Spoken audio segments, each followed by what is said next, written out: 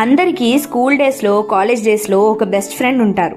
చాలాసార్లు వాళ్ళ వల్లే మనం స్కూల్కి వెళ్తాం.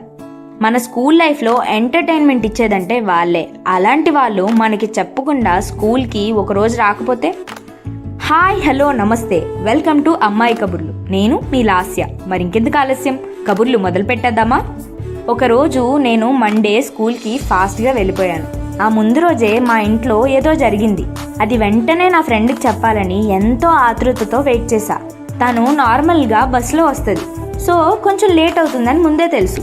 సో ఎలాగో వెయిట్ చేయాలి అని ఫిక్స్ అయ్యాను. ప్రేయర్ టైం అయిపోయింది, తను రాలేదు. అటెండెన్స్ అయిపోయింది, తను రాలేదు. ఫస్ట్ పీరియడ్ అయిపోయింది, తను రాలేదు. బస్ స్టూడెంట్స్ అందరూ వచ్చేసారు, తను మాత్రం రాలేదు. తన బస్సులో వచ్చే వాళ్ళనందరినీ తను ఎందుకు రాలేదు అని అడిగాను. కానీ వాళ్ళు అందరూ తెలియదన్నారు. నా ఆశలన్నీ ఆవిరైపోయాయి. ఎంతో ఆశగా ఏదో చెప్దామని వస్తే ఏం చెప్పాలో కూడా మర్చిపోయాను. ఆ రోజంతా ఏదోలా ఉంది, ఏదో లేనట్టు వెల్తిగా అనిపించింది. అసలు ఎవరితోని సరిగ్గా మాట్లాడలేదు.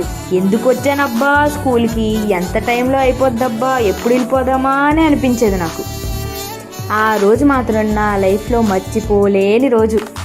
మా టీచర్లు కూడా ఏమ్మా ఈరోజు ఏం మాట్లాడట్లేదు, నీ ఫ్రెండ్ ఏది అని వెటకారంగా అడిగారనమాట.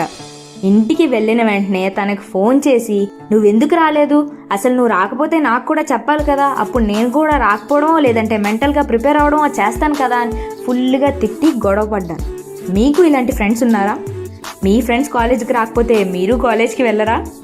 మీ ఫ్రెండ్స్ కబుర్లని కమెంట్ సెక్షన్లో మాకు చెప్పండి. మరిన్ని కబుర్లతో వచ్చే ఎపిసోడ్లో మళ్ళీ కలుద్దాం. MS క్రానికల్స్కి సబ్స్క్రైబ్ చేసుకోండి మరి.